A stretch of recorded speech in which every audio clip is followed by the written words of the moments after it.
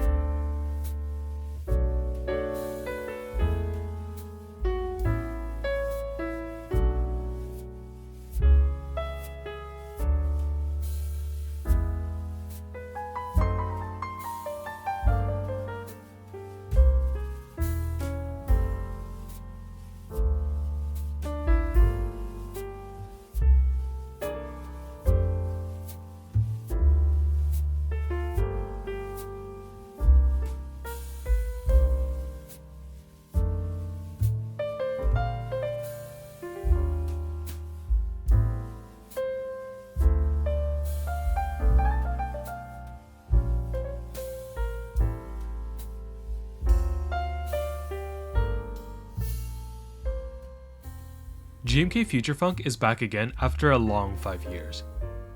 Not much has changed overall, but there have been a few updates to kitting, which I think helps increase compatibility. For this round, there won't be a Hiragana Alphas kit, which I assume was due to low sales, but there will be an international kit to provide language compatibility. It's a good trade-off in my opinion because the Hiragana Alphas kit was mainly for looks, and I don't think it even looks all that good for this set, while an international kit actually is quite useful for folks who need it.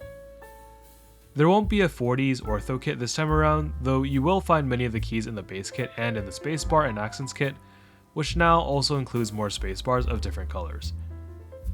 It's quite the simple refresh and nothing too crazy going on here, but with a set like GMK Future Funk and how good it looks, I don't think a large refresh was needed. If you've been waiting all this time to pick up this set, or just want a dark set with highlights that pop, make sure you check out GMK Future Funk on February 14th. Keykobo Shirasagi is another Genshin Impact inspired set, with this one based off of the character Kamisato Ayaka. This set was designed by Soya, who also designed PBT Fans Lucy and PBT Fans Rim, so I'm quite familiar with their work, and I think they knocked it out of the park again with this new set. The colors really match up with the character, and I like how the set mainly uses lighter colors for the keys, but the dark blue for the actual text and accent keys. For the enter, escape, and arrow keys, the set features gold text which contrasts really well on the dark blue. There will be 2 base kits, a Latin base kit and a Hiragana base kit, just in case you don't like the Hiragana sublegends. Personally, I think they do match the theme, but I do know that some people really hate them, so it's nice to have that option. The Latin base kit is also $10 cheaper, so if you really don't care about the looks, then maybe you can save a bit of money. The novelties are designed really well, and I think match up well with the character. Though this character did come out after I stopped playing Genshin, so this is based off of the wiki and the few YouTube videos I watched. Pricing for the set is pretty good, like most Keykobo sets.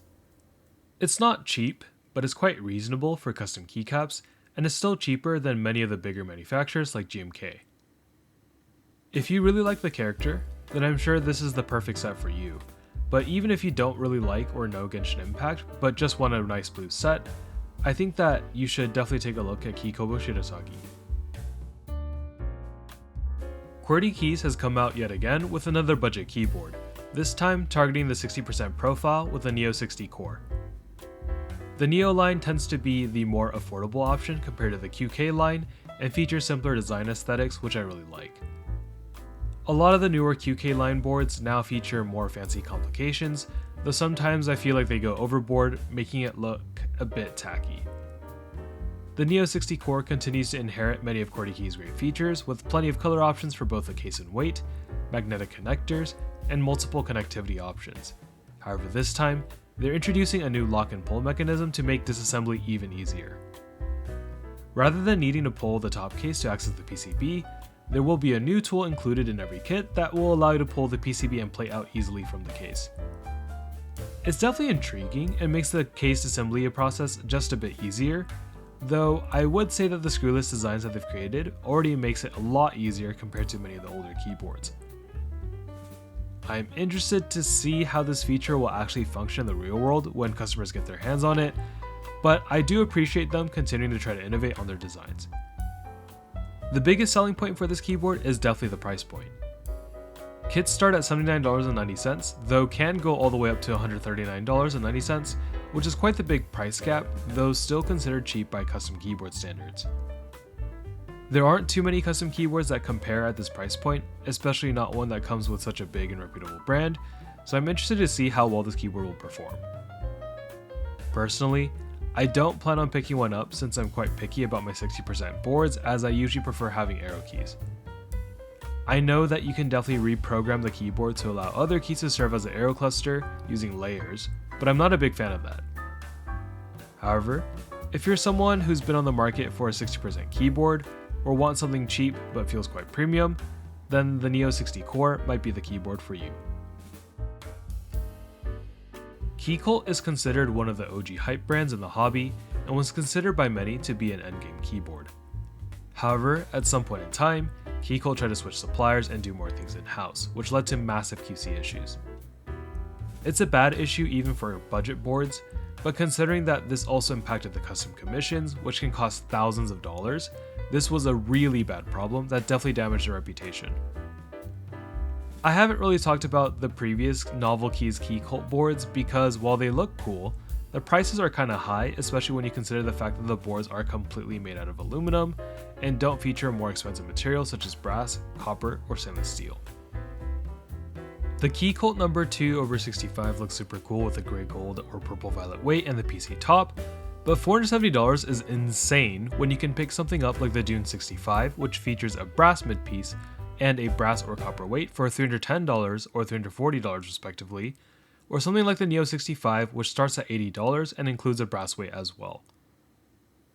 I don't have any insights into the details, but it kind of feels like the prices are only that high due to the Keycult brand, which I would argue doesn't really hold that much weight anymore in the hobby. That being said, the new release, the Keycult number 1/1800 Darling Edition, does look super cool and matches the recent rerun of GMK Darling perfectly. It's still an aluminum keyboard, though mirror polished stainless steel horns will be included, and if you prefer that look on the keyboard, technically it does feature more premium materials. $495 is definitely not cheap, but considering that an 1800 keyboard uses more materials, and this keyboard features more machining due to the weight, I feel like the price is more justifiable compared to the number 2/65. That being said, unless you are a sucker for themed builds, or just happens who really like Darling in the Franxx, I would probably look elsewhere and save a bit of money.